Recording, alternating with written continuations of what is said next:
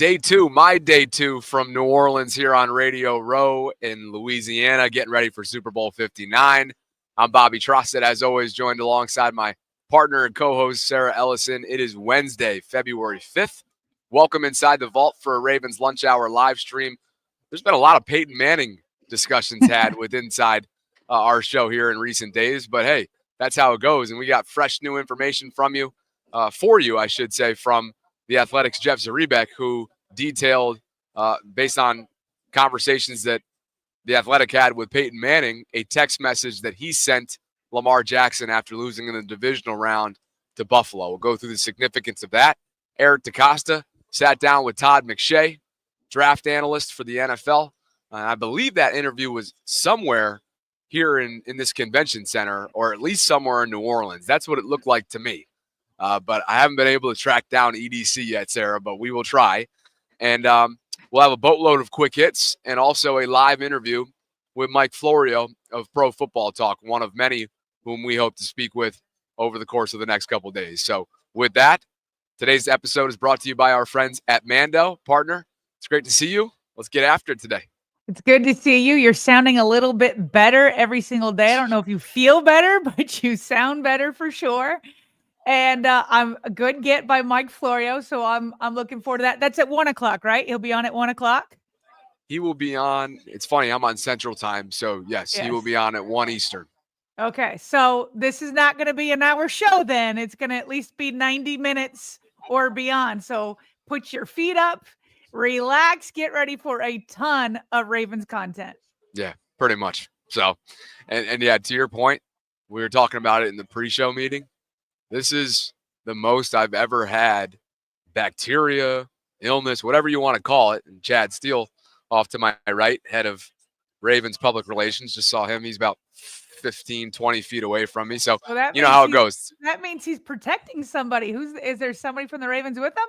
Yeah, I was going to say he literally just quickly moved away. And I have, you remember it, like each row has these, I'm surrounded by backdrops, show backdrops.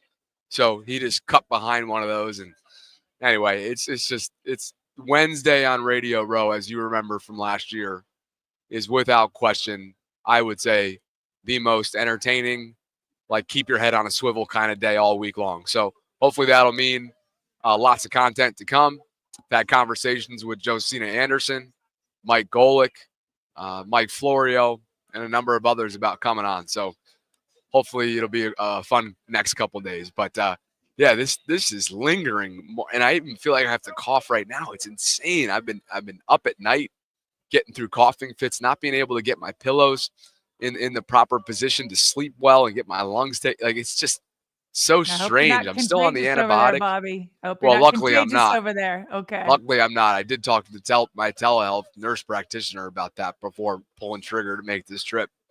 And where I am in the cycle of my antibiotic, I know I'm not. But I'm going to ask you to lead us into this Peyton Manning conversation so I can hack up a lung and we can get the show on the road. Oh, you're giving me like the words you're using. I know you're sick, but we don't need to know all those details. Like fair enough.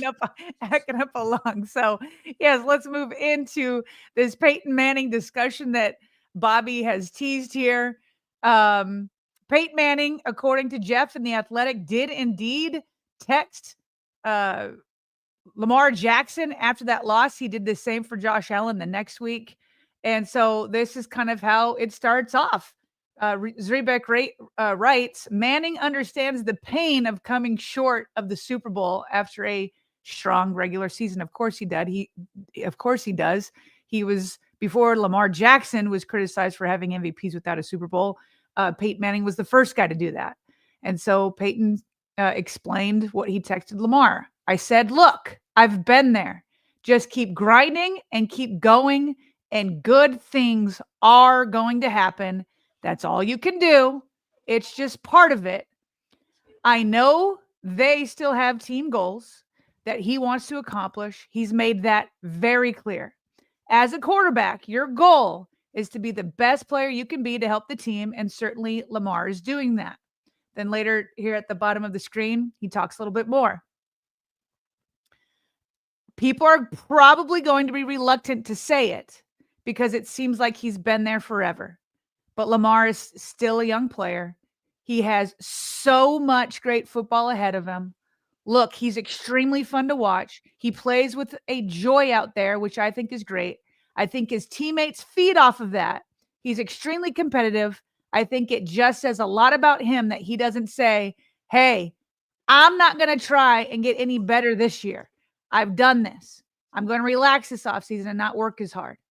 It looks like he works even harder each offseason to be even better than the next year. He's going to talk some more, Bobby, but we'll pause there.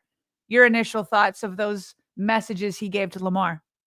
First and foremost, it's sort of an extension of what we led with on Monday, right, when he joined the McAfee show. So it's nothing groundbreaking compared to Monday, but this is a text message. This is a specific direct interaction that he had with Lamar rather than just sort of building him up and giving him that kind of tough advice that we talked about earlier on in the week. So I think that he may not feel, what did Steve Young refer to it as? Like a kinship? Was that the word that he used with us last year?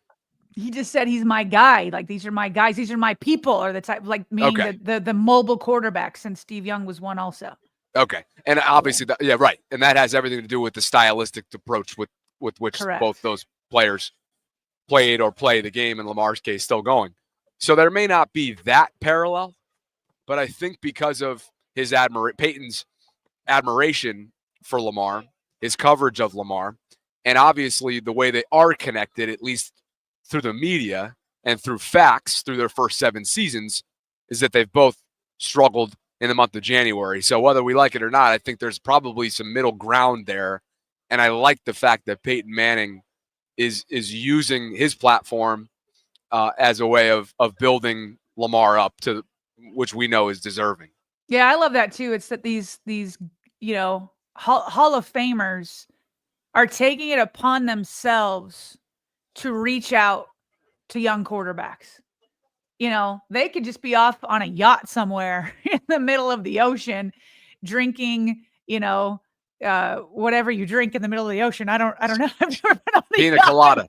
Pina colada. Yeah. I'm a virgin strawberry daiquiri kind of girl. Hey, there we go. I do like that. So but I would do a pina colada also. But instead, like, he's going out of his way. This isn't like, he's doing an interview and they're like, what do you think of Lamar? And he gives an answer. Like, he's going out of the way. Same to your point as Steve Young. Like, they see themselves as if the younger quarterbacks want it, like a source of mentorship and help and support. And he said people are reluctant to say it, but he is still young. And it is kind of crazy. Lamar, if he wins MV3, will be the youngest player ever to get to 3 MVPs. Johnny Unitas, when he hit his third, he was 34. Brady was 30 when he got his first. He was 40 when he got his third, although he had all those Super Bowls. Rodgers was 28 when he got his first, 37 when he got his third. The closest to it was Brett Favre. He had just turned, he was 29. Lamar will be 28. So he is young, and Peyton Manning makes a point about how hard he works. And I want to get to that in just a minute, but let's read a little bit more from Peyton Manning. He says, quote, Lamar and Josh Allen, I know both of them sort of have the but attached to them. The but. Yeah, they're good in the regular season, but. Okay. He goes, I lived that for a long time. You just own it. You don't try to defend yourself, or don't try to say, look how many MVPs I've won, or Pro Bowls, or look how many TDs I've thrown. You're right. I haven't won a Super Bowl. I'd really like to win one, to A, for my team, and B, so I don't have to keep answering that question. At least that's how it was for me. It feels like Lamar and Josh do that as well. They don't defend it, and they don't try and talk you out of it. They both had opportunities this year. It's not like they are losing to bad teams. When the Patriots were beating us, as disappointing and frustrating as it was, they were winning the Super Bowl. All you do is you keep sawing wood, keep grinding. Obviously, you're doing something right, knocking at that door. And he goes on to talk about his third MVP. And he says, quote, he can beat you in different ways, and that's a great credit for a quarterback. There's definitely no easy book on Lamar, like, okay, this is how you have to play him. That's a credit to him, and that's probably where he's improved the most. the confidence in his guys and the mastery in the system, I'd just say that it's an all-time high right now, close quote. And Bobby, that's if people ever ask me, like, why do you still believe that Lamar Jackson's going to win a Super Bowl? My biggest reason for that is because Lamar keeps getting better. And to Peyton Manning's point, he works hard at it.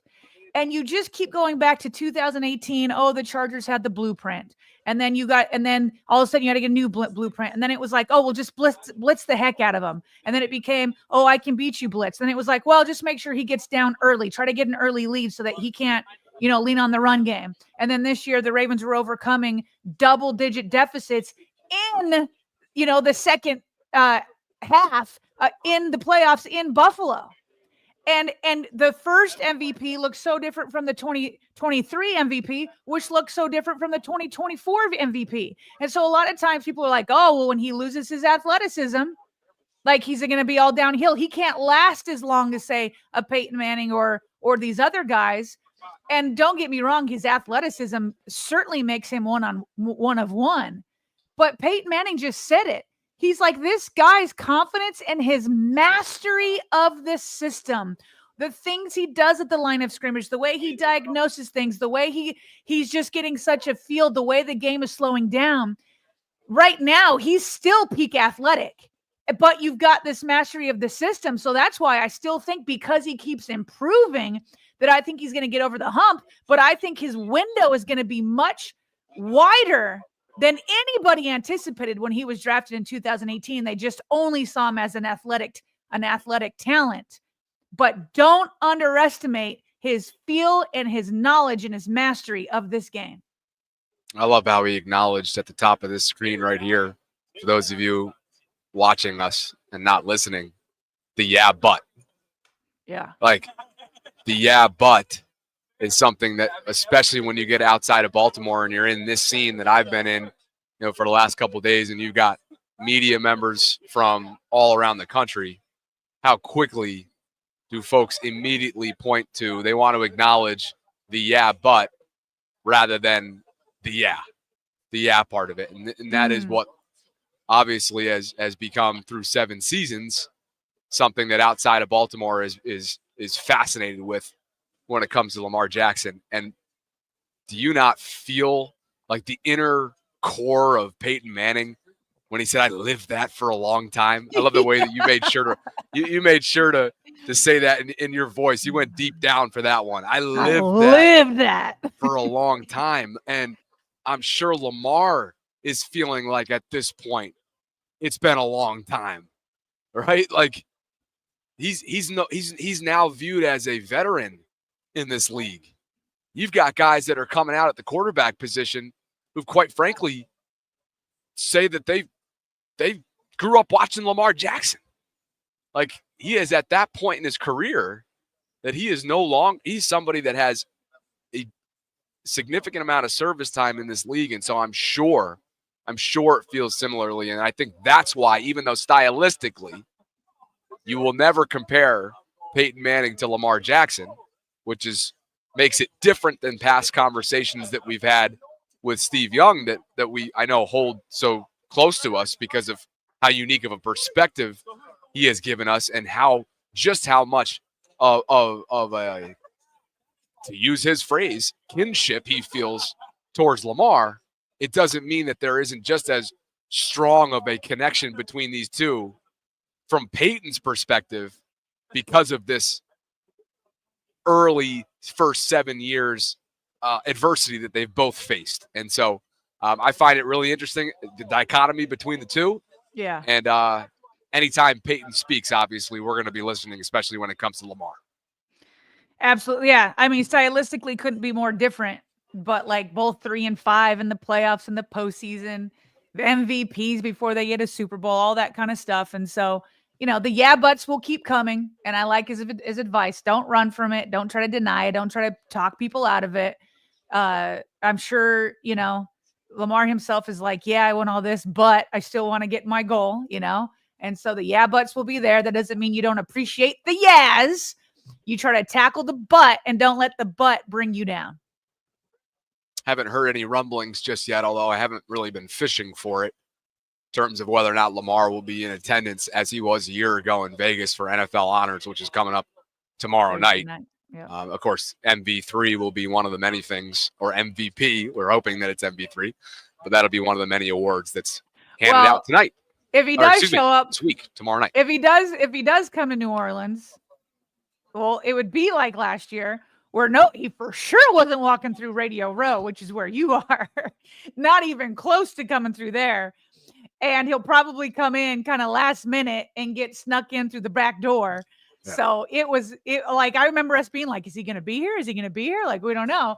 And you look on TV and he's like, yep, he's here. I don't know how he got here, but yeah, he certainly is avoiding the media for sure. I was going to say, if I can think of an event where be the least likely in the entire globe that Lamar Jackson would be, it'd be right here. Mm-hmm. This is not something that is up Lamar Jackson's alley.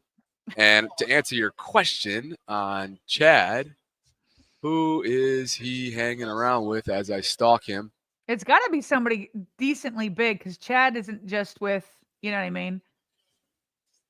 Yeah. Like we interviewed like Marcus Williams last year, who was like a starter and was getting paid big money, and he was just walking around on his own. It's got to be somebody like EDC or John. Or I can't see the table that he's hovering over. But anyway, Chad Steele, Ravens executive, longtime executive, is right down here. One of many that are popping around Radio Row on my official day 2. I guess it's officially day 3 overall for everybody here. And we're going to be joined by Mike Florio of Pro Football talking about 35 minutes. That brings us to today's episode sponsor, which is our friends at Mando. And told you about this. If you're looking to enhance your hygiene and maybe you travel often, I know I mentioned this last week. I'll mention it again because now I'm a couple days into this road trip, and the starter pack that they sent me, and I know they sent your kids as well, Mando did, is perfect for being on the road because a lot of these types of, like, for example, this body wash, this fits in a carry-on bag, meaning it's 1.5 fluid ounces. So you don't have to check it in this. You don't have to check it. You can get through security is what I'm trying to say. And so it's been a good, pleasant Travel experience. size. Yeah, exactly. Yeah. It's been a good, pleasant experience having the Mando starter pack in my arsenal for this year's Super Bowl trip. And it comes with, by the way, the starter pack comes with a solid stick deodorant, cream tube deodorant, 2 free products of your choice, like the mini body wash that I just referenced. The bourbon leather is my go-to. Deodorant wipes coming with it as well. Free shipping on top of that. And as a special offer for our subscribers and our audience and our listeners, new customers get $5 off a starter pack with our exclusive code. That equates to over 40% off your starter pack in total. So you can use code VAULT. That's VAULT, code VAULT, and visit mandopodcast.com/vault. You're looking at the website right now. They got a bunch of different new arrivals as well. Can't say I know much about the Cedar Grove smooth, solid deodorant, but one of the many products that they have on here. And if you want to get that hygiene together, check out Mando. All that information can be found in the show notes. It's also conveniently located as a pinned comment right now in the live chat as well. And that brings us to Todd McShay's recent sit-down. And when I say recent, it might have been within the last 24 hours or so, with Ravens general manager Eric DeCosta.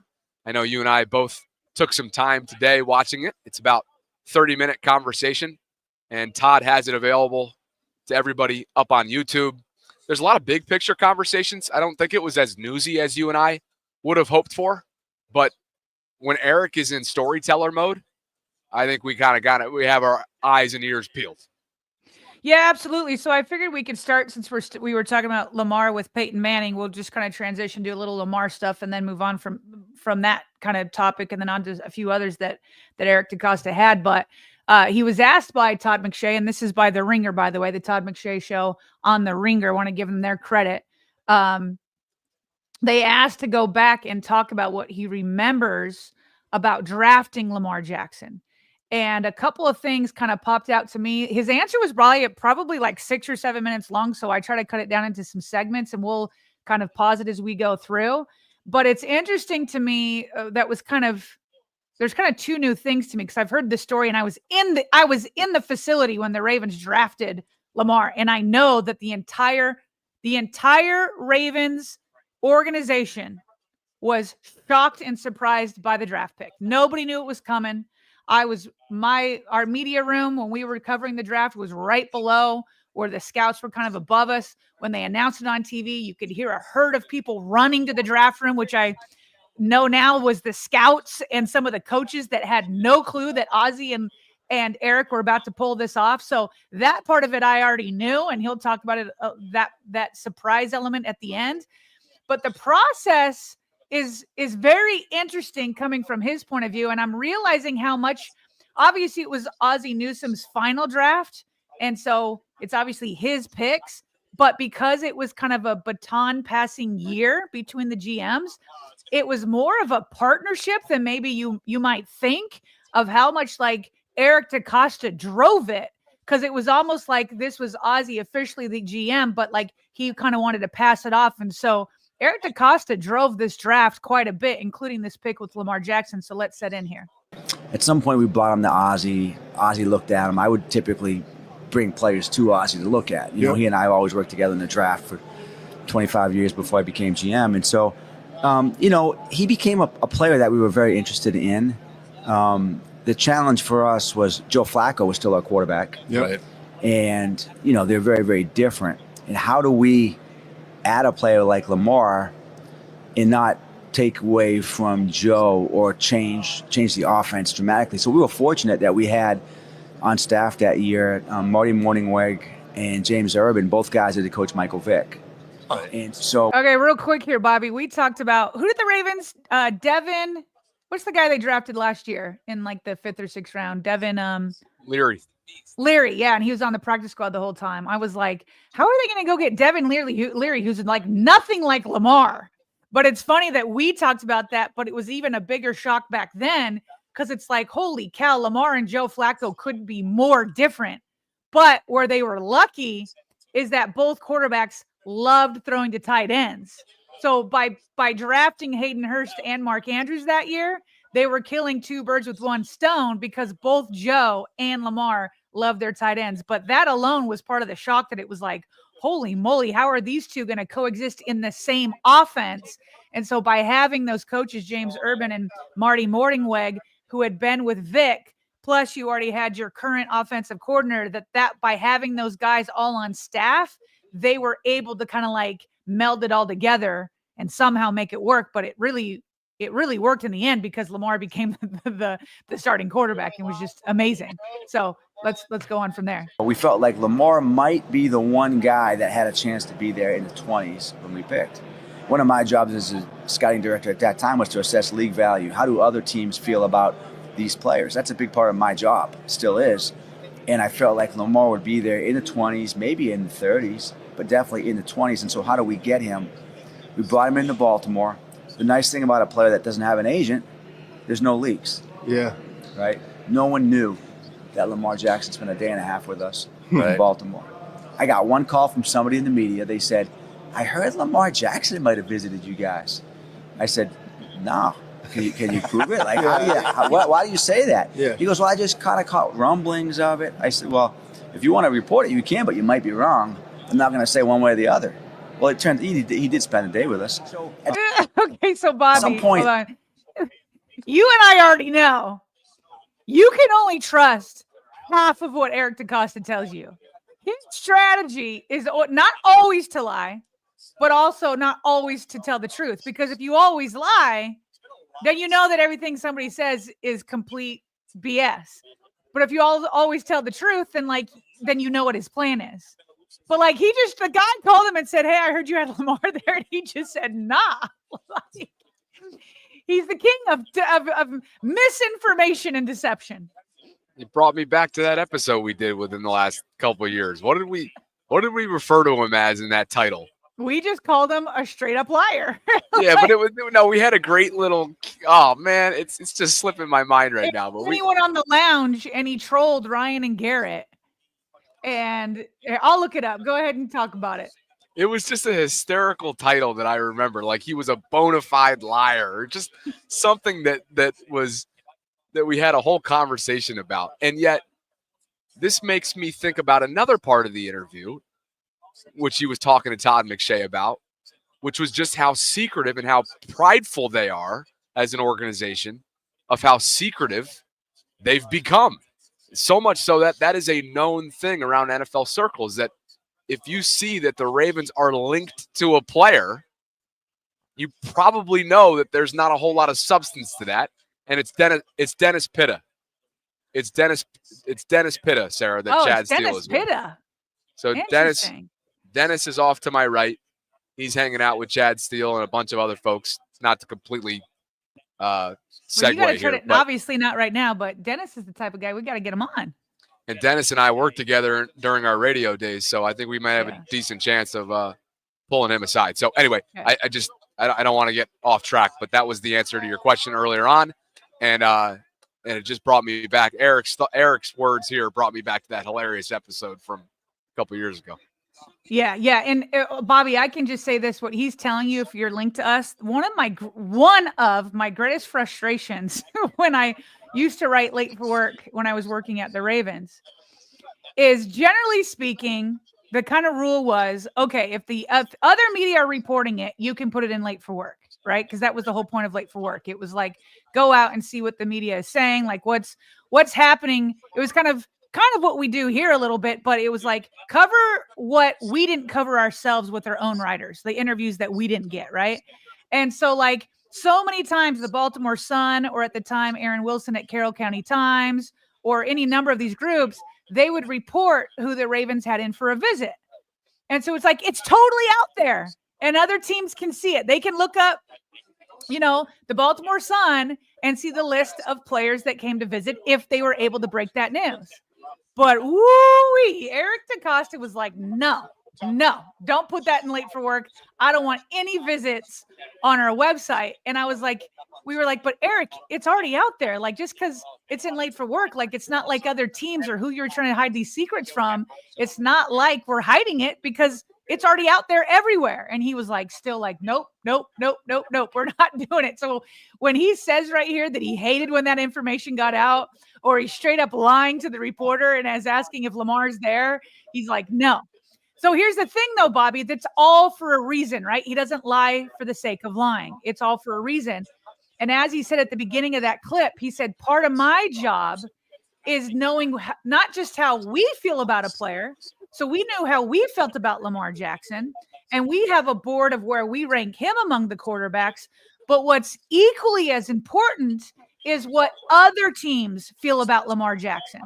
Okay, so that lie pays dividends in the end. So we'll continue on of how this lie ends up paying dividends for the Ravens. Then as we got closer to the draft, the idea was to get as many picks as we could, to trade back as many times as we could, either take Lamar or draft another player, but have a backup plan we might get back in. Yep. And Howie Roseman's a guy that, he always makes trades. He loves to make trades. He and I have made a lot of trades together. We're pretty active on draft day, mostly going back. And, I learned from the Joe Flacco trade. We had the 8th pick. We went back to 26, and we went back up to 22. We got Flacco. That if you assess league value, you can go back and still get your quarterback. Right. And so the idea was we were going to do the same thing with Lamar as we did with Joe.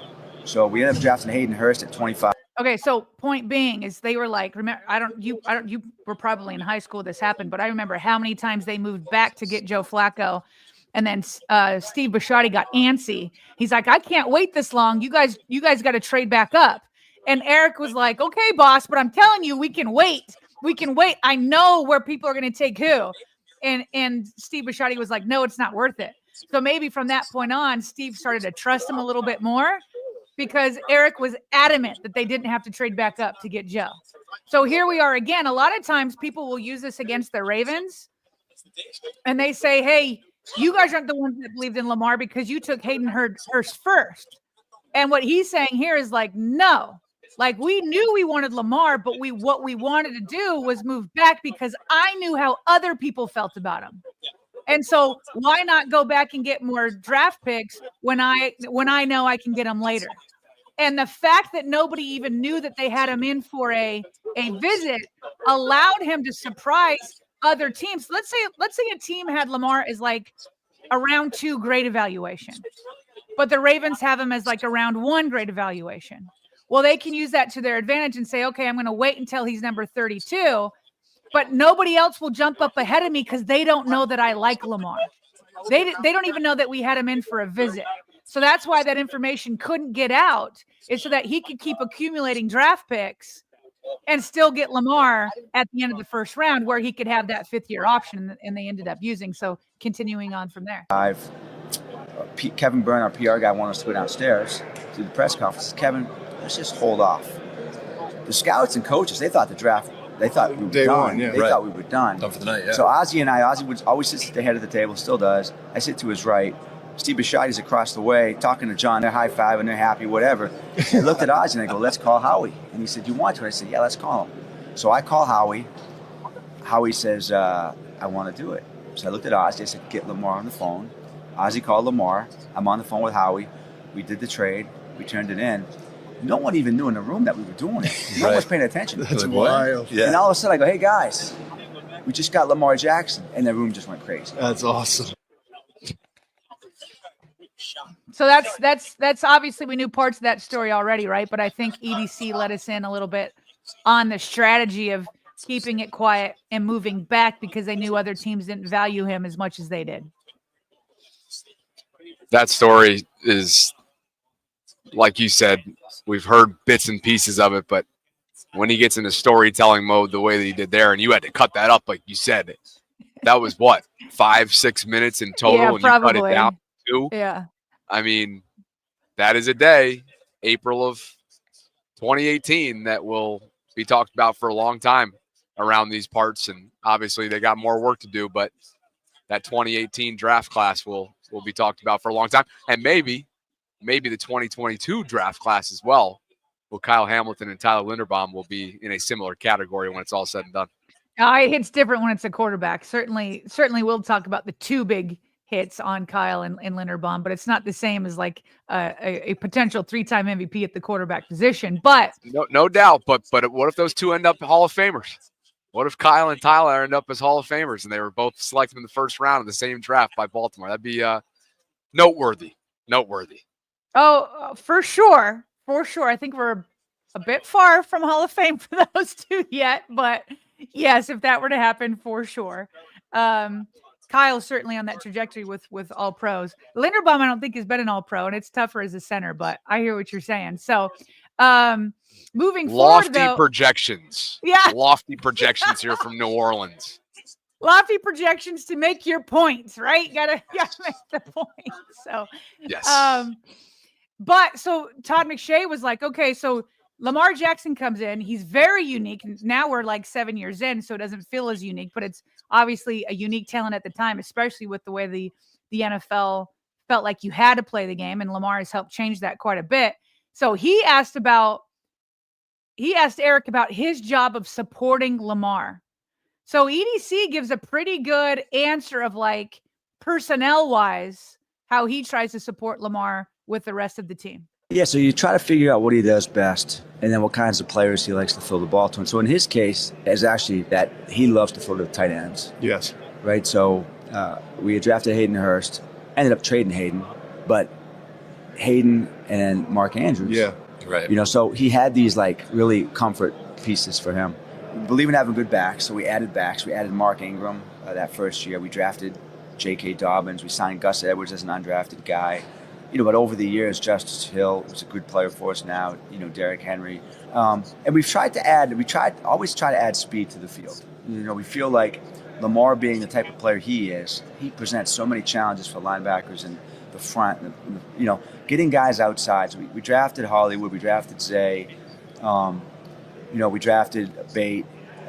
We've allocated a lot of resources. We don't have that. The one piece we probably have missed on is that big X presence. We've never really had that. We've tried to find that guy. That guy doesn't go on trees, right? Yeah. They're hard to find those kind of guys, Yeah. right? That's probably the one thing. But for us, it's always been, okay, offensive line, first and foremost. Keep it strong. Now, we made some changes this year. We had some guys leave, but I think the line this year, we ended up pretty good. But then also, I think on defense, you know, we've always been a stingy defense in terms of preventing the run, okay? We're a ball control team. We like to control the ball, 4 minutes, 6 minute, whatever it is. We want to make sure if we get in the fourth quarter of a game, we have the lead. We're tough to play against. Yeah. We want to choke the other team out, basically. We run the ball, take our shots downfield, but control the clock. So part of that is not letting the other team control the ball, right? So we have a strong defensive line. We stop the run as best as we can. Our secondary wasn't that great this year, as good as it could have been. It came on in the second half of the season. But what we saw this year with Lamar and the growth with Lamar is we became a team this year that could come back from double-digit deficits, which we've never really been. We've morphed under Todd Monken and all the different things that we do offensively. Lamar has improved every year as a passer. We've added more talent around him. The line's doing their part. And we went from being a very run-centric offense to being a very balanced team this year that can score in many different ways. What do you think there, Bobby, about how he discussed supporting Lamar? I think there's been a concerted effort in the Todd Monken era to beef up his supporting cast. I think at the end of the Greg Roman era, I don't know if becoming willing spenders would be the right way to put it. I mean, they did drop, 15 mil on Odell Beckham Jr. during the contract process and whatnot. But I just feel like there's been more of a concerted effort to not only from a hiring standpoint, bring in a guy that can build that balance that Eric is alluding to when it comes to Todd Monken, but also the way that they draft and the way that they have attacked free agency, most notably Derrick Henry last year, has just given Lamar more of a supporting cast. And so when you give him a supporting cast, it's interesting because he always makes his supporting cast better. We've seen that time and time again. And yet when his supporting cast is actually invested in, it just puts it over the top. And that's what we've seen these last 2 years and really this last year with Derrick. And you hope that you're going to see at least another year of that with those two in the backfield together. Yeah, I mean, draft pick wise, I mean, what I liked is that he was pretty honest. He's like, we haven't been able to get him that big X wide receiver yet, right? He's like, we haven't been able to quite do that yet. Bate is kind of the X, but he's not like that big bodied, huge kind of guy that just kind of dominates over there. But he went through, he's like, it starts with the offensive line, and they have been making big changes there. Talked about all the different type of running backs from Mark Ingram now to the King and some draft picks in between, giving him that comfort that he likes with the tight ends. And then he talked about the defense and how he wants the defense to complement Lamar and kind of be this ball control team. But now he's seeing under Todd Monken, there's been like this shift. And like you said about that balance, Bobby, the Ravens were number one in rush offense, and they always have been since Lamar has taken over as a starter. They've always been the number one rush offense. But a few times in the Greg Roman era, they were like number 32 or the late 20s of pass offense. And this year they were number 7. You have the number one rush offense with the number 7 pass offense. And to his point, he's like, we've gone from a run-centric offense to a balanced offense that can come from behind. And he gave props to Lamar and how it was like, we used to be like, we're going to get an early lead and we'll run it down your throats and you can't, and we're really good at closing it out. Almost to the point, Bobby, where in this Buffalo Bills game, had Mark Andrews caught that 2-point conversion, that was 3 minutes and 30 seconds that the Ravens had from the 12. Now, under Greg Roman, it's like, holy cow, is that enough time for this Ravens offense that is so used to just running and methodically kind of coming down the field? But they've become so explosive with the duo of Lamar Jackson and Todd Monken, and then the tight ends and the wide receivers that they had. And Lamar did it without his top 2 wide receivers. It's still crazy to me that he was doing it with Tylan Wallace and Anthony Miller. And that's how explosive Lamar has become in this pass game. And so it kind of takes me back to what I was saying in that Peyton Manning segment where people can ask me, like, what makes you think that Lamar is actually going to get over the hump and win a Super Bowl? Well, it's this stuff, that it's like a complete evolution and transformation from what we saw from 2018 and 19 to what we saw in 23 and 24. Like, it's just mind-boggling how much this offense has evolved. Another thing, you mentioned it in your breakdown of his comments, that they haven't been able to get that true X yet. Yeah. But then I also lean on what he made sure to mention to McShay, which was Lamar loves throwing to tight ends. Yeah. And I got to wonder, as much as this fan base, and I have even been, this was probably over a year ago at this point that I was sort of, ringing the bells for a big body contested catch winning 50-50 guy. But then I saw what they did this past year. And while I still have this like curiosity in terms of how a player like that might flourish with Lamar, I'm hearing Eric, and we're watching these 7 years worth of ridiculous tight end production. And I think to myself, does Lamar even feel like that's a necessity to get to where he wants to go? And I'm not convinced that that's the case. Well, I think it's kind of I think the goal as the GM is to give Lamar the most complete offense that he can with a complementary defense, right? And so would EDC and Lamar absolutely want an X receiver? For sure. That being said, if you have priorities and there's like a certain comfort with tight ends, then sure, you build out priorities. And so what Eric DeCosta was saying is like the first priority is the offensive line. And then it becomes these tight ends that give them a comfort, and it's these backs. And so it sounds to me that wide receivers were not as high of a priority, but still something that they want to build to. And on top of it, even though it wasn't as high of a priority, it was still a priority because EDC has spent significant draft resources on getting wide receivers. He named them Hollywood Browns, Zay Flowers, and Bateman. Those were all first rounders, not to mention the other wide receiver picks that he's put out there. So I think to kind of answer your question is it's kind of in the middle, right? Like it's like, yes, they want that big bodied X wide receiver, but it's also not like it's not the first priority, such as like an offensive line, because that's where games are won and lost is inside those trenches. There was one priority prior to the November trade deadline. And as Eric DeCosta confirmed kind of what we already knew with this whole Deontay Johnson thing, we'll let him speak for himself. We all know how that came to be. Took a flyer on him at the deadline for very little risk, at least investment-wise. We know there was other risks that they definitely took on, were willing to, though, because of how team-friendly the acquisition was.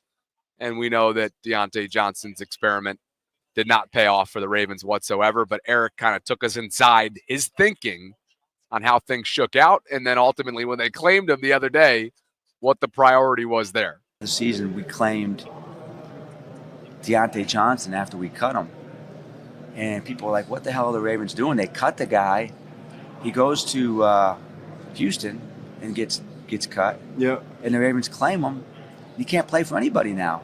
Well, we did that because there's a small chance that he signs a contract for more than $2.5 million. And if he does that, he qualifies for a comp pick. Yeah. So those are the things that really motivate me. How do we gain a small advantage? Mm-hmm. How do we gain a big advantage, right? You can go get Derrick Henry, you get a huge advantage. Right. For me, part of the excitement is how do we just keep getting all these small advantages that roll into something big?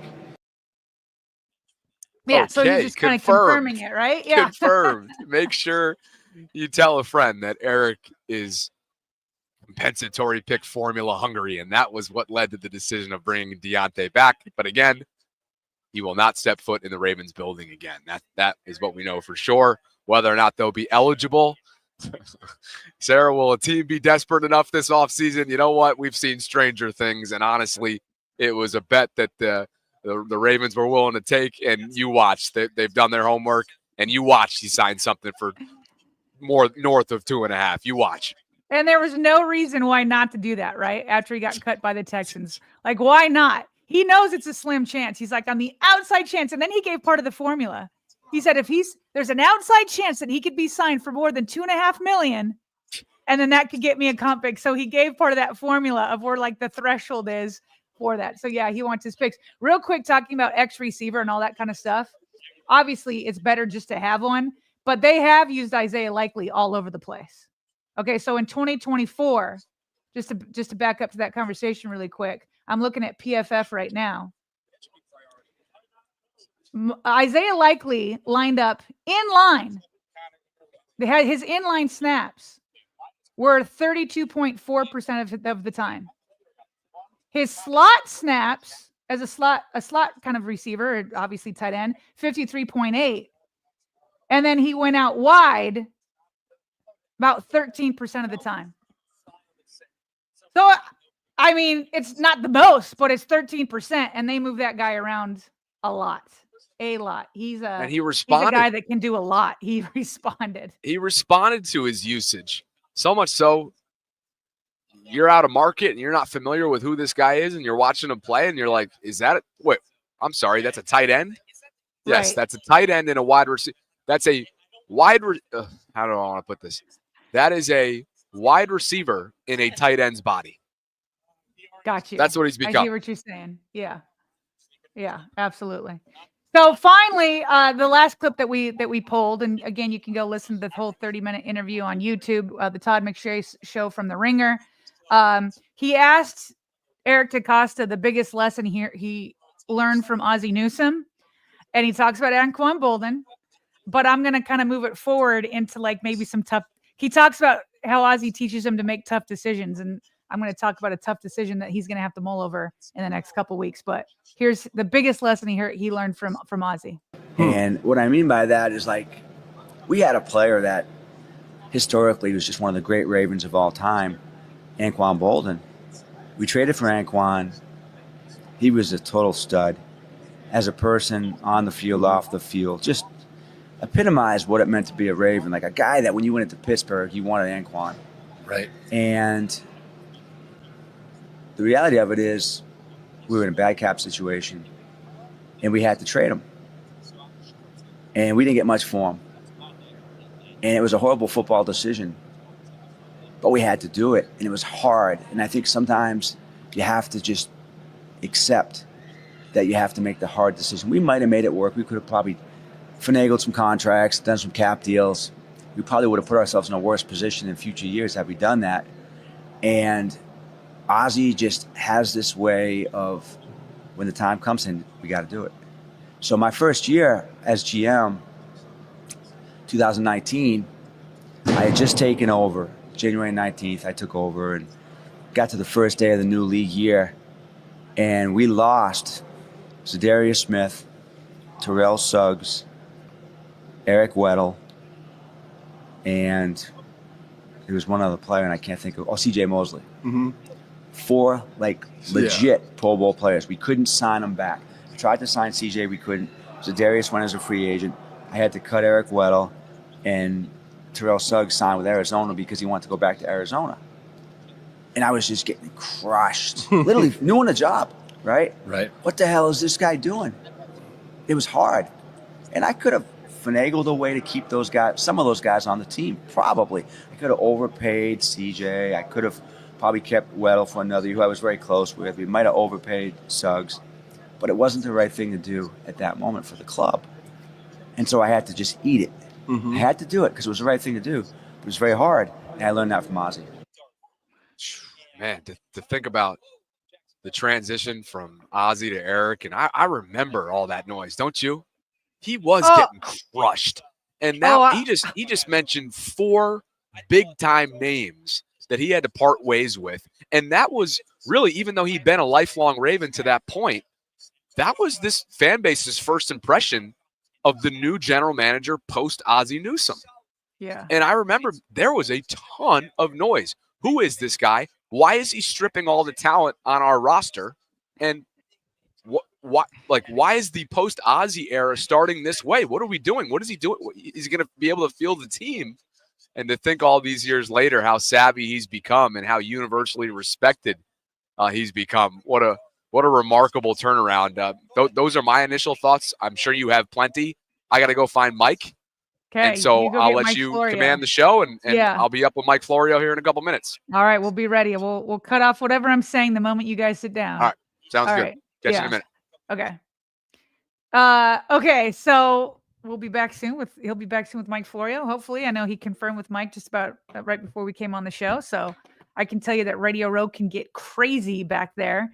But I hear what Eric DaCosta was saying there that you have to make tough decisions, and often you have to move on from people maybe even a year early or whatever.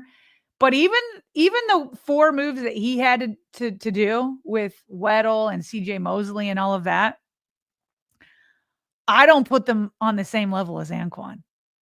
Like when they let go of Weddle, you could kind of see Weddle slowing down, right? And then with CJ Mosley, like he was good. He was a Pro Bowler. But remember, there was a knock on him in terms of like not being great in coverage. And then there was also maybe some confidence that like you could draft another CJ Mosley. Okay. To me, none of them did what Anquan Boldin did in that Super Bowl.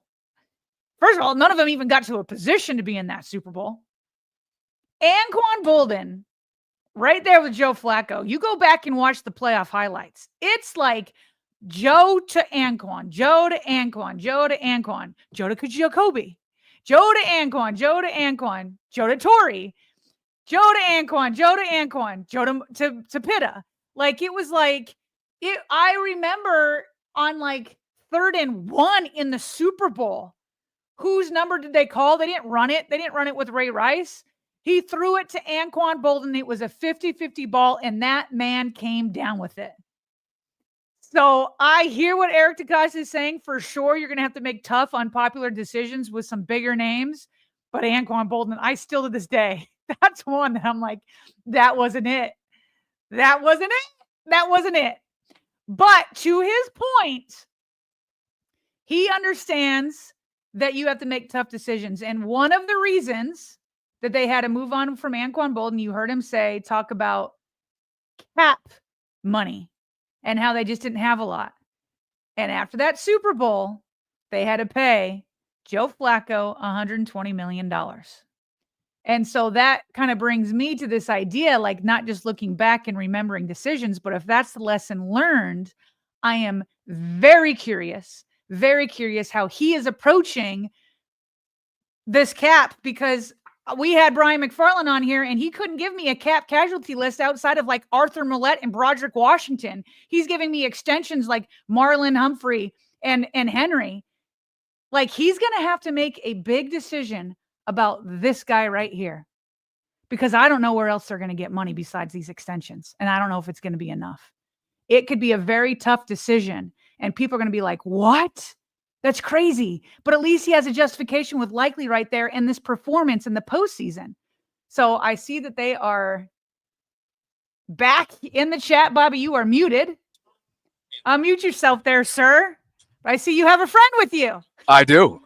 Mike Florio of Pro Football Talk, kind enough to spend some time with us. I know we've done it before, but Sarah Ellison's my co-host. I think Hello, you guys Sarah. have probably interacted together on Twitter over the years. So thanks for spending some time. Great to be here. Sarah, how's everybody? Wednesday is, as we were just discussing, It's nuts. Radio Row is a who's who right now. So there's very little breathing room. Dennis Pitta is literally right over Mike's right shoulder. So literally Dennis is here. Mike is here. We've got everybody here, but we wanted to bring you on for a couple different reasons. And we should probably start with Lamar. Have you given any thought to the potential of a restructure and what that might do for Eric DeCosta's team building process? Well, he's got 2 years into this contract, and typically what happens is the early years are structured to have the lower cap numbers, then the cap numbers start to climb, and you get to the point where you have to consider a restructuring. That's what happened with Joe Flacco's deal. Remember, after the Ravens won the last Super Bowl that was played here in New Orleans, Flacco had the Ravens in a spot where they had to give him a market value contract, made him the highest paid player in the NFL, and it was structured in a way that after 3 years they had to go back and do it again, and he was the highest paid player again in the NFL. So at some point, and I don't have the numbers in front of me and haven't looked at them lately, at some point it makes sense to restructure. And a lot of these contracts now have a clause in there that automatically allows the team, whenever it chooses, to restructure the salary for a given year and spread the cap hit out. And most teams will do that to create cap space in the current year, because the idea is you just kick the can. The cap always goes up. So $1 this year means less next year relative to the overall impact. So yeah, at some point they'll probably do something with it. And I still think that there are teams out there, and some fans get mad when I say this, but you should blame your coaches, your owners, your GMs for not taking a shot when they had a shot. Bring the guy in, make him an offer, force the Ravens to match it, see if you can come up with an offer that maybe they can't or won't match, and then you get a guy who ultimately will be a 2-time consecutive MVP winner. I'll be stunned if he doesn't win it tomorrow night. And those are the 2 seasons played since he signed that contract when nobody wanted to even bring him in. So, Mike, just to be clear, I know Bobby used the word restructure. There's no way they can do that because the numbers are, you didn't have it in front of you there, Mike. The numbers this year in 2026 will be just under 44 million. And then in 2026, it's going to be 75 million. You just can't do that. So instead of the word restructure, are you saying like there's going to be an extension where he gets new money, maybe 3 years tacked on? Like they can't just move that money back when he's already at 75 million, correct? Well, but for 2025, he's at 43. There's a way to reduce this cap charge by taking the 20.25 million. I assume they've got a clause that allows them to drop his base salary down to the minimum for his years of experience. The rest of it would get divided over the remaining years of the deal and reduce that 43. But in turn, it's going to pump up 74 and 74. Probably 26 is where they're going to have to give him a new contract. Yeah. That through the signing bonus and the salary drives that number down. But this is what happens to every team. When you have a franchise quarterback that you give a market level contract to, you have this iceberg of a cap charge that is looming. And whenever the relationship ends, the Saints went through this with Drew Brees, the Vikings went through it with Kirk Cousins, the Patriots went through it with Tom Brady, the Buccaneers went through it with Tom Brady. That first year after, and if you do it the right way, you can make it a 2-year thing because he retires after June 1 and it's a 2-year cap charge. But there's a bill to pay under the cap for all the dollars that the guy got paid while he was playing for you that got kicked into these restructurings. But I think after this year is when they're going to have to do the new contract. They can kick 43 down, but then next year, the only way to kick 74 down is going to be with a new contract. There we go. I wanted to make sure we had that language right. Well, while we're talking about I said Flacco, while we're talking about Lamar, obviously, I don't know if you can see that there's a live chat all the time, and the elephant in the room was, when Lamar, and you've owned it pretty well, when Lamar called you Mike Flores and all that kind of stuff. Like, I don't remember that. Hey, Sarah, just to be clear, I'm hiding the live chat. Okay. You cannot see the live chat right now. Bring it, people. Come on, you can do better than that. Mike doesn't hide. I can give you credit there. You do not hide. Obviously, Ravens fans. As Charles Barkley said, as long as the check shows up on the 15th and the 30th, I don't care. Well said. Well, that answers my question about you being called Mike Flores. He doesn't care. Let's go on to the next Lamar question that I had. Was kind of going into the last playoff game against the Buffalo Bills. Lamar had said that in the past he had kind of been antsy, but he feels like he's over it. You said before the game that you felt like, no, you're not over it. But on that last drive in the fourth quarter where he's got 3.5 minutes and he drives him down for the touchdown and he puts the ball in Mark Andrews' hands for the 2-point conversion. Are you now convinced that like he is calm? He is this can operate in the last minute in the playoffs on the road. Did he convince you that he is over his antsy feelings and that he can bring his team to win in the final minutes? And just so we're clear on this, it was before the Steelers game in the wild card round that he made the comments about in the past. Yes. He's gotten antsy and nervous during these postseason games. And my point was, if you're saying it out loud, it's still potentially percolating around inside of you, because when you're thinking about your legacy, when you're thinking about the enormity, if you lose a game in the regular season, you've got 6 days or maybe even 4 days until you get your next shot at it. When you lose a postseason game, it's over, it's done, and it doesn't come around until the next year, assuming you even qualify for the postseason. So I think it happens to a lot of quarterbacks. Your narrative becomes set, and it's hard to change it. It's like with Josh Allen, can't beat the Chiefs. You get one shot a year, and it's here, and it's gone. So the sound defeat of Pittsburgh was encouraging. I picked the Ravens to win in Buffalo on that Sunday night. Not that that matters, but yeah, delivering in the clutch, driving the team down the field. Now, this isn't me. This is Sims. When we talked about it the next day, because yes, Mark Andrews dropped the ball. Now, it wasn't an easy catch to make. I'm not making excuses, but he's in the process of trying to stay in bounds on a snowy field. The ball's coming in. You got a lot to do to make sure your body stays in bounds and you've secured the catch. Sims constructive criticism is, and I didn't really like the play. I don't like cutting the field in half when you have a talent like Lamar Jackson and giving him a low option and a deep option. I'd rather him have the whole field at his disposal and then run if he needs to. Rolling out the sprint right option play, I don't really like that. But Sims' criticism, and I want to be sure, everyone in the live chat, this is Chris Sims, not me. He thinks Lamar held the ball too long. Because there's a moment where we played the clip. Yeah. We played Chris' thoughts. But do you agree is the question. Do you agree with Sims? I don't know. I do not. I don't like the play. My problem is with the play. I hate taking the full field away from a guy that makes you deal with the full field. You have a quarterback that makes you deal with the full field. Why you want to cut it in half? You cut the field in half for a quarterback that's young, that's inexperienced, that you don't trust to make good decisions. There's no reason to limit Lamar Jackson's options on that play and squeeze it all down into a phone booth, which is what they did because the margin for error is smaller.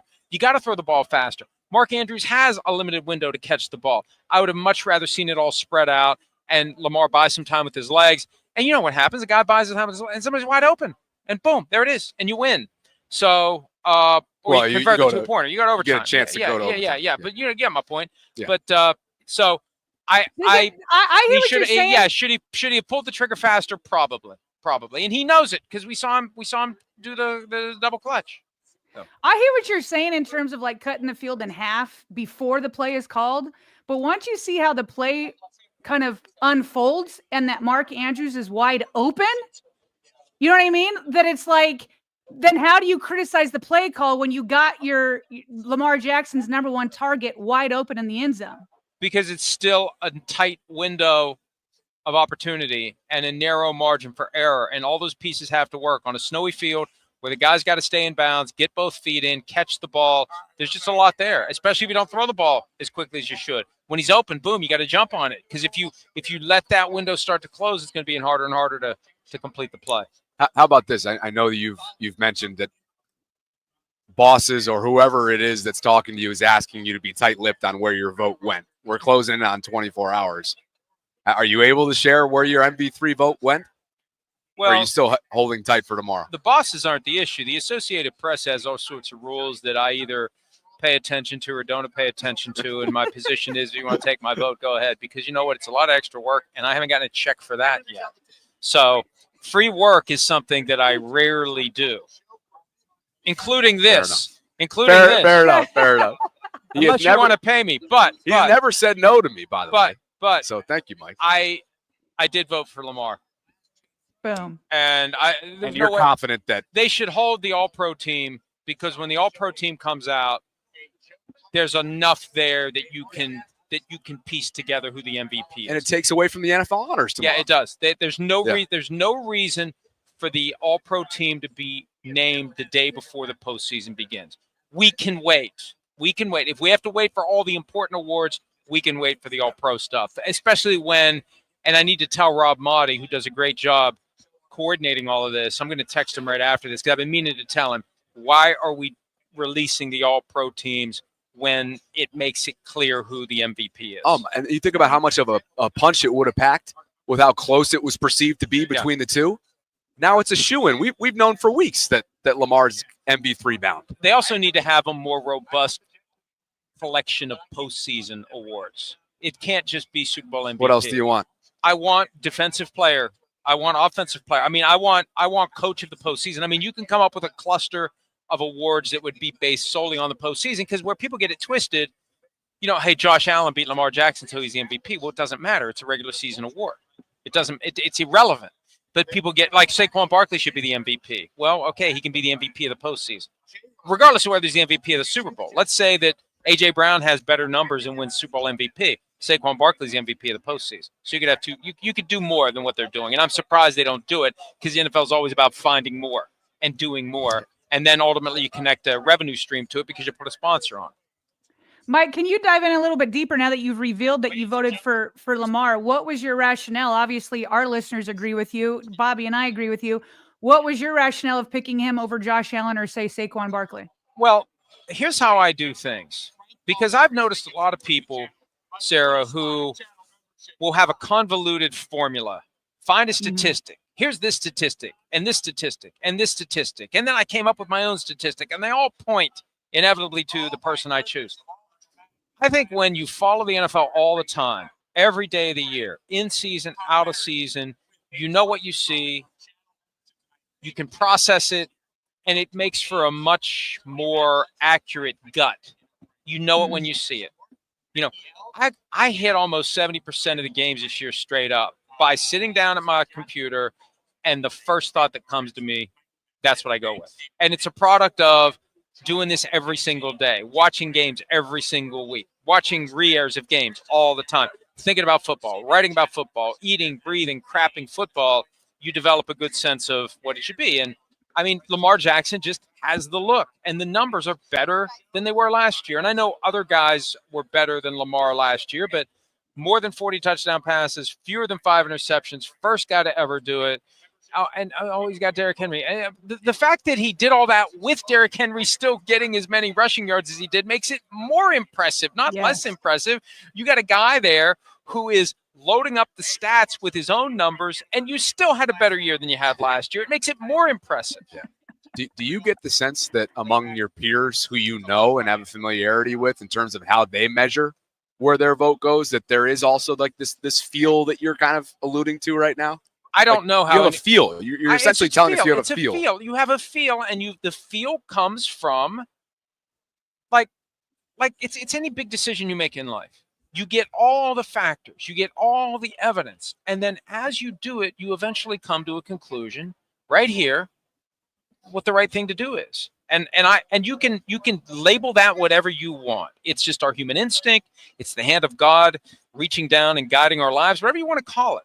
But you trust that. And when you start going against that is when you get yourself in trouble. And I think the people who are insecure about their gut feeling feel compelled to come up with all these stats to support it. Like this and this and this. Oh, and look at this stat. Look at that stat. And aren't you impressed that I know these different stats? And one stat matters in football. Points scored versus points allowed determined on a per-game basis. That's it. You know it when you see it. And that's what it is to me. And it was close. It was close. It's Lamar 1. It's Josh Allen 2. But yeah, you know, it's Lamar, and people it shouldn't be a lifetime achievement award. It shouldn't be Josh Allen's never won one. It shouldn't be, you know, we're fatigued with Lamar being the MVP. Well, he is. If the award is for and who even knows what MVP means? I hear that all the time too. I mean, they don't give us any guidance. Most valuable to the league, most valuable to his team, most, you know, best player. Is it really valuable at all, or is it just that's what we call the best player in the NFL? So it's all gut feeling shaped on years of following it, how it's gone in the past. And this is the first one that breaks the trend going back to 2013 of a quarterback from a team with a bye getting it. Because it would have been Jared Goff or Patrick Mahomes under the formula that's worked every year back since the last time it wasn't a quarterback when Adrian Peterson won it. So it does kind of defy the trend, but still it's Lamar Jackson. And he'll win it tomorrow night, and he deserves it. So changing Is there gears, anything else? Yeah, changing gears a little bit. I'm sure you'll sink your teeth more into the offseason kind of moves and stuff like that after the Super Bowl. But generally speaking, the Ravens have about $6 million in cap space, and they already have 80% of their starters on contract for next season. But $6 million isn't going to get done. We've been pouring over the cap. There's not a lot of wiggle room, but two big names keep coming up that I wanted to get your opinion on in order to create some sort of space. The first one is to trade Mark Andrews. He's in his final season of his current contract. And it's not only because of what happened in that AFC Championship game, but the Ravens, he's almost a $17 million cap hit in 2025. And he can clear about $11 million.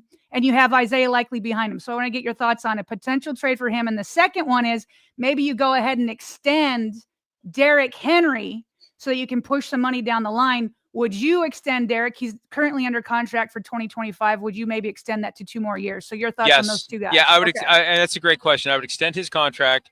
I'm looking at the Mark Andrews numbers. I can understand why you'd make the argument to trade him, or even I don't know that you want to move on, But I mean, just cut him. I wouldn't do that. But if there's value there and there's someone who's interested in a trade and Isaiah Likely's ready to step up, and then you draft a tight end or develop a younger guy who's ready to step in and really contribute, it gets back to our Lamar conversation too. Drive down that $43 million number with a restructuring that reduces his base salary to the minimum and reduces that 43. That's a way to add more cap space. And we haven't talked about this yet, and I don't know that you're planning on it.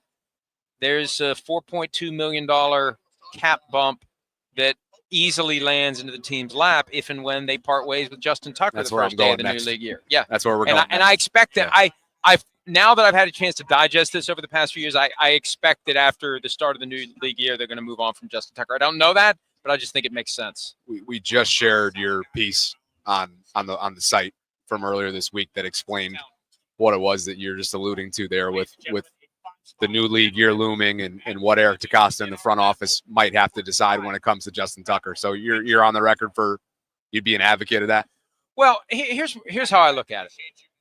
There's two sides to this. One, kickers are the most interchangeable pieces of a football team. And Justin Tucker is no longer so good that he overcomes that. You can move on from Justin Tucker and you can find another kicker. And every player on every team, let's think of it this way. I hate to be cynical, but this is the way it is.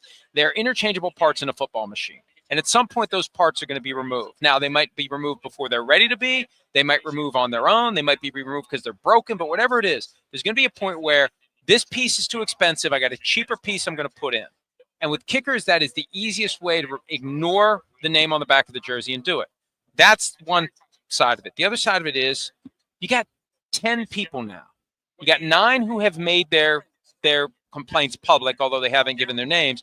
You've got a 10th person who's involved in the group that has retained counsel.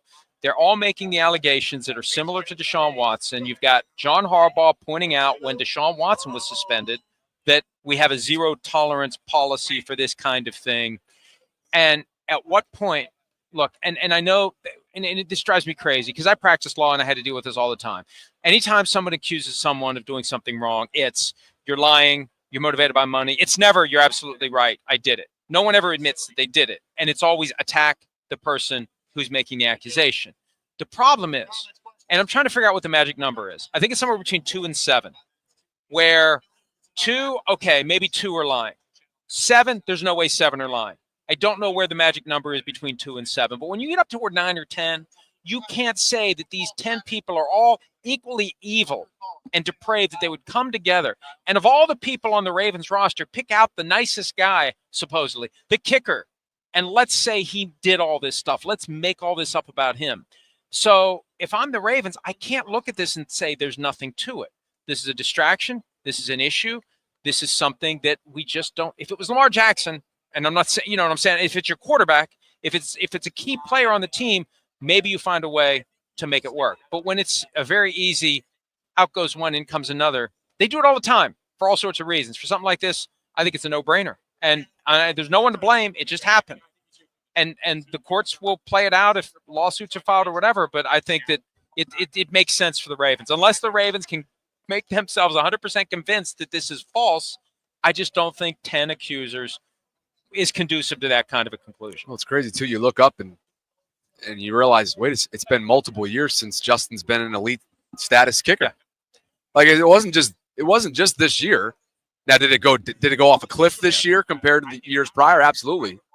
But statistically speaking, it has. But there's been multiple years where Justin has been far from elite. Well, because others have gotten better. For a while, it was just him.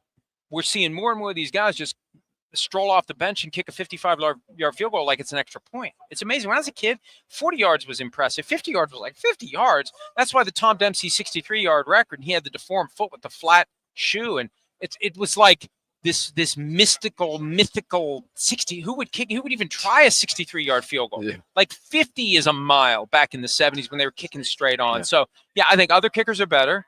And it's just, I don't know how, and I hope they don't do what they did with Ray Rice. With Ray Rice, they knew damn well what happened in that elevator.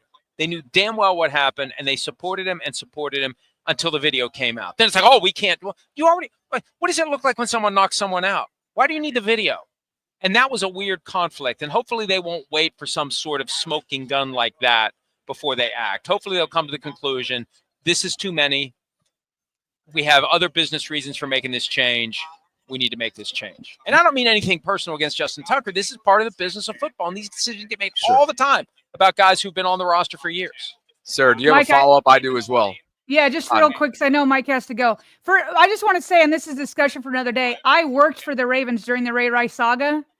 Just being inside the building, the talk that was going inside the building, that is not how we thought it went down once the video came out. I can tell you I was absolutely shocked what I saw in the video based off what I had heard inside the walls of the building. That is not what we thought was happening for sure. But that's a discussion for another day. I mean, so when you knock someone out, it is a violent act, regardless of what body part is used or how the knocking out happens. But it takes a good blow to knock someone unconscious. That was my point. Sure. Yeah. Okay. Well, I'll have to tell you another day. But my question to you is Roger Goodell said earlier this week that the NFL will look into the Justin Tucker. Do you know what that looks like? Does the NFL like call these spas? Do they call the girls? Like, what does that, when they say they're going to investigate something, what does the NFL actually do? That's an excellent point. The NFL, which tries to have its own in-house justice system, is limited by the fact that it can't force anyone who doesn't work for the league or the teams to talk. So you have to have a motivated alleged victim who will cooperate. I'll give you an example. Ezekiel Elliott. He was never sued. He was never prosecuted. But his ex-girlfriend was sufficiently motivated to get him in trouble that she met 6 times with the league and cooperated fully and completely. And they found that her version was more likely to be true than his, and he got suspended. So there's a loophole in here that allows someone, and I think Deshaun Watson did this with the last lawsuit that was filed against him last September, because it was the strongest set of allegations. The league was looking into it. If you settle the case quickly with a confidentiality agreement, which is standard in civil settlements, you have short-circuited the NFL's ability to investigate, because the NFL has no way to force you. Like if they try to talk to the spas, they can say, we have no obligation to disclose this information to you. If you try to talk to the individual and they've signed a confidentiality agreement as part of a settlement, we're not going to talk to you. So the only way the NFL gets anywhere is if there's no settlements and these individuals are sufficiently motivated to talk to the NFL and become part of the case that gets put on before Judge Sue Robinson, the one who decided the Deshaun Watson case in 2022. And if that isn't in place, there's nothing the NFL can do. Okay. Timeline-wise, though, would you expect them to follow up on this? Both the team and the NFL saying they're monitoring it. So right. What would you expect the timeline to be moving forward? I think that now, look, the team's options are limited relative to the NFL. The NFL handles the personal conduct policy, and under the CBA, there can only be one punishment. I think, as a practical matter, they're going to cut in the middle of March. I don't know that. I just think that's the most practical resolution. It solves the NFL's problem, although the NFL still might investigate because he's still in the pool of people who could be NFL kickers, and maybe someone would give him a second chance. I think the more immediate thing is Ravens move on from him, and the NFL in tandem trying to get in touch with these individuals because they don't even know who they are. You got to find out who they are. So you're going to have to work through the Baltimore banner, which may tell you to pound salt or pound sand or whatever you're supposed to pound when someone tells you to get the hell out of my face. And the Baltimore banner's got to give these individuals names. Like you're starting from complete and total square one to try to even identify who these people are. So it's not going to be easy for the NFL. But once they become aware of something like this, they have an obligation because they've chosen to create their own in-house justice system to try to look into these things. And you can't pick and choose. You can't aggressively pursue Deshaun Watson for similar allegations and say with Justin Tucker, this is going to be too hard. We just don't want to do it. And now the question becomes those years outside of 2012, his rookie year to 2016, will there be people that had similar experiences that are feeling inspired by those that have spoken out outside those years? And that's what people don't understand. Everybody wants to say, not everybody, but the people who just want to blindly circle the wagon and say, why did it take so long? Why did it take so long? Well, this is a very difficult thing for anyone to put their name or their story to, and you can blame yourself. Like you don't tell people how to feel or how to act when they've undergone something that traumatic if they're telling the truth. Delay makes sense. Waiting to see that others have come forward before you're emboldened to come forward. That's a reasonable reaction. It drives me crazy when there's a knee jerk, you must be lying, you must want money. Why'd you wait so long? Why didn't you go to the cops? Why didn't you file a lawsuit? Why did you file a lawsuit? There's always an attack instead of let's find out if this person is telling the truth. And I'm not saying accept every allegation is 100% truthful until proven otherwise. I'm just saying let's not activate this machine of these people must have some motive other than to tell the truth, the whole truth, and nothing but the truth. Sarah, is that? I don't miss practicing law, by the way. When I talk like that, it reminds me. I do not miss it. Well, it's funny. When I started watching your show, I didn't know about your background. But then once I figured it out, everything made sense. It all makes sense. It all makes sense. It explains a lot. It all makes sense. You can recite the CBA the back of your head. When I first started doing this, I felt very inept because I didn't have any journalism training. And a couple of years in, I told myself I would feel incredibly inept if I didn't have any legal training. So you did it the opposite way here. So well done by you. But Sarah, does that cover what we were hoping to accomplish today? I just want to say to Mike, it's cool. It's nice to have you sort of face to face. You probably know this because podcasters do it all the time. I'm always debating you. You're just not available for it. So a lot of times we'll take your clips and then I'll give if I disagree with you, I'll give a different point of view or I'll agree with you. And so it's nice to have you face to face because I debate you in your clips, but not you in person. I appreciate it. And I am of the Jerry Jones mindset where there is no such thing as bad publicity. As long as you get my name right, Lamar. That's right. Get my name right. We may call you Mike Flores, Florio, or some version of that from time to time. There's still a debate as to whether it was Flores or Florist. Yeah, some say Florist, don't know. some say Flores. I think it was Flores. Yeah. Well, he's the 2-time consecutive PFT MVP, and I voted him as my MVP for the AP twice in a row. So, and I've given him his flowers in a metaphorical way. Can you believe I've withheld the live chat from you this entire interview? Oh, I don't mind. Should we pull it up? Should we pull it up? Let's see what they're saying. What are they saying? What's going on in here? They told us at the beginning when we announced. Oh, look at that. Okay. Look, they're doing it. Tila says I was skeptical about this interview, but this was good. Thank you, Tila. Okay. What else? Look at this. Look at this. Cameron Walker says Mike was a good guest. Yeah, I've seen what Cam said about you before. I've got some burners out there. You got some burners. Yeah. Let me see. We got a couple. It says all tax. There's all caps. There's an all caps in there. Someone's yelling at our eyeballs. Not you though. No, not you. He's not happy about Justin. No, the cap says thank you, Flores. Yeah. Well, we're looking at a different cap. Justin Tucker, all caps. Okay. All caps is essentially yelling into someone's eyeballs. I don't know why anyone does that. Look at what's interesting? Fair paid to get this one, and he says right. Flores talking legal is as natural as Lamar on RPO. Oh, that's good. I'll take that. And he even paid it. We should send you those $2. We really should. All right. They sent a super chat. That's good. All right. I got to run. We got to go. All right, man. All right. Appreciate Thanks, you, Mike. Sarah, great talking to you. Thanks so much You for the time. too. Take care. Have a good one. Catch up with you soon. Mike Florio of Pro Football Talk, live from Radio Row here in New Orleans at Super Bowl 59.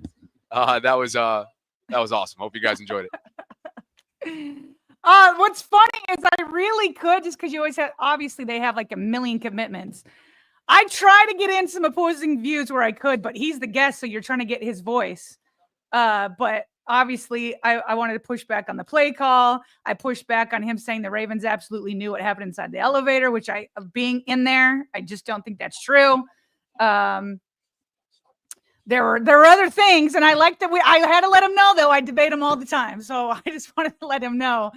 I wanted to be transparent about how sometimes we debate him and call him Flores and all that kind of stuff. So my hope is that the chat, which it seems as if there is some acknowledgement here, on-air persona, the way that we and broadcasters and media members alike can be perceived is not always the way that we and they are in real life.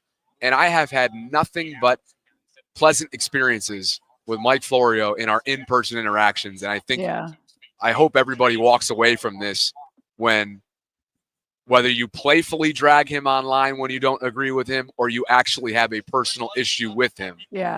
Just have an open mind about this. I feel like this is this brings me back to when we had Mark Schlereth on. And at the time in the summer, he was on record for saying some Lamar Jackson comments that folks were not pleased with. And we had him on the show, and he debated mostly you.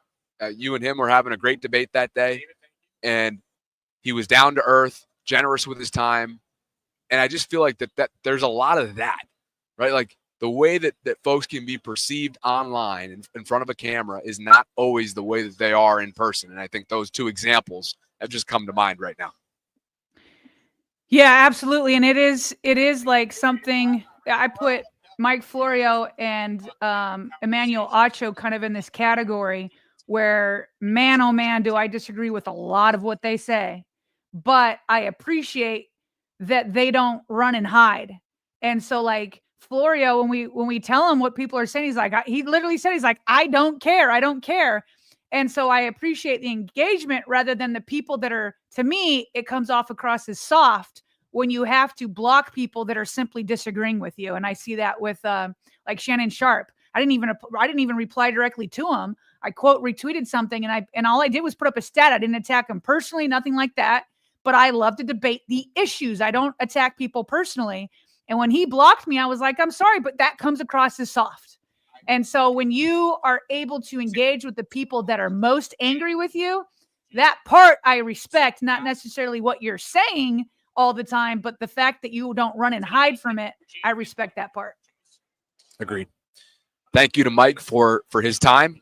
That'll be available to you guys later today in a completely separate episode in our archived Best of Vault playlist on YouTube if you haven't already checked it out. Let's get to some super chats too before we finish up here. Yep. Did you get to any of these before I bounced? I did not get to any quick hits, but some of them we don't need to get to today. Maybe a few we can. Well, sorry, I meant did you get to any of the super chats? No, I did not do super chats. Nope. Truth Bearer writes us, rooting for the Eagles in the Super Bowl because I haven't given up on Lamar catching Mahomes. MV3 and Super Bowl loss for Mahomes would put Lamar closer than the start of the year. Asmodeus, for you. I want likely to be converted to a tight end / X receiver hybrid. He has the ability to produce like Anquan, and he played wide receiver before. And by the way, I just wanted to say, because I gave the numbers on Isaiah Likely where he lined up many of the times. So just so you know, Mark Andrews is pretty versatile himself. He lined up 60% of the time in the slot, 19% of the time out wide, and then just under 20% in line. So what's nice about having these two tight ends is they both could be interchanged in all three positions. Another one from Richard. Oh my gosh, thank you. I've been saying this. Play calling wasn't good. It was snowing and the ball was wet. Why play that recklessly? Which is in response to Mike's comments on the play calling on that 2-point conversion, which of course would have tied it up and potentially forced overtime in that divisional round game against Buffalo. Yvette. Much respect, Mark. #Vault, keep grinding. And Truth Bearer, which you had up a minute ago. Flores talking legal is as natural as Lamar on the run pass option, which is good. Funny, I think Mike got a good kick out of that one. He did get a kick out of that one. What's funny is like he's called Flores so often now that it almost like there's been moments where I'm like, wait, that's not his name, right? Like, what's his name? Oh, it's Florio. Like, I'm just like, it's become so, it's been used so often that I almost get it confused. He's very much a good sport. So, tell you what, can we rip through these? And I want to make sure. Yeah, why don't you go get a good Peyton, run I'll at close Dennis. up. How about that? You want to close out the show? I'll close out the show while you go do your thing. All right. The patrons are loaded in for you as well.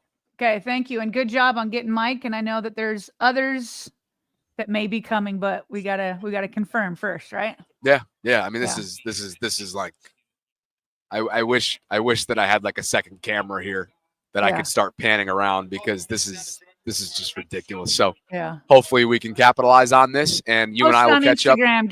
Get your camera phone. Post it on Instagram. Yeah, I have been putting up a lot of updates there, especially with the French Quarter Hotel that I'm working with as part of the deal. So that's right. So I will talk to you off air in just a bit. I appreciate all you guys for all the support that you're giving us this week, and hopefully more interviews to come. All right, ma'am. We'll talk to you later. Appreciate you. Yeah. Catch up soon. Okay, just to close out here, let me get these patrons in before I forget, because you know that could happen with me. So I wanted to thank our patrons, Joseph Hester and Laura. We definitely appreciate you guys and your support of the show. It always helps wherever people can support. The combined support helps keep the show going, helps make sure that Bobby can go down to the Super Bowl and find guests like Mike Florio to talk to them face to face. And now he's trying to get Pitta and all that kind of stuff. Even if we don't get those interviews today, the phone numbers and all of that. But, you know, having the show make enough money to where we can fly Bobby out there, that's huge. And so Joseph Hester and Laura, your efforts help with that. Everybody that's given a super chat today, everybody that just watches contributes to that. So if you want to become a patron, check out the link below the show in the show notes. You can also Google the Vault and Patreon. Meanwhile, let's go ahead and finish up with some of these quick hits here. As you guys know, we will probably do a live show after this. Thursday night is a big night for the Ravens because it is NFL Honors Night, and there are 4 Ravens who could be highlighted. Obviously, there is Lamar Jackson and what we just talked about with his potential MV3. There's Derrick Henry, who's been nominated for Offensive Player of the Year. Derrick Henry himself said earlier this week, might have been last week, that he doesn't think he's going to win it. Probably Saquon, but he said he will be back next year, obviously. Let's see here. And then Terrell Suggs and Marshall Yanda are both finalists for the 2025 Pro Football Hall of Fame enshrinement. So it's a big night. It's a big night tomorrow night. And Bobby and I are planning on going live at some point during the night, maybe after we find out who wins MVP. That might be it. But we will be live. We hope you guys will join us. Meanwhile, Lamar, the LJ Entertainment Group, has announced that 2 days after the Super Bowl, Lamar will be sponsoring a live music showcase in Baltimore. So it reads, the Lamar Jackson Day Music Showcase, hosted by Lamar Jackson Entertainment. In 2024, Maryland Governor Wes Moore proclaimed every February 11th as Lamar Jackson Day in the state of Maryland. We want to celebrate Lamar and the city through his love of music.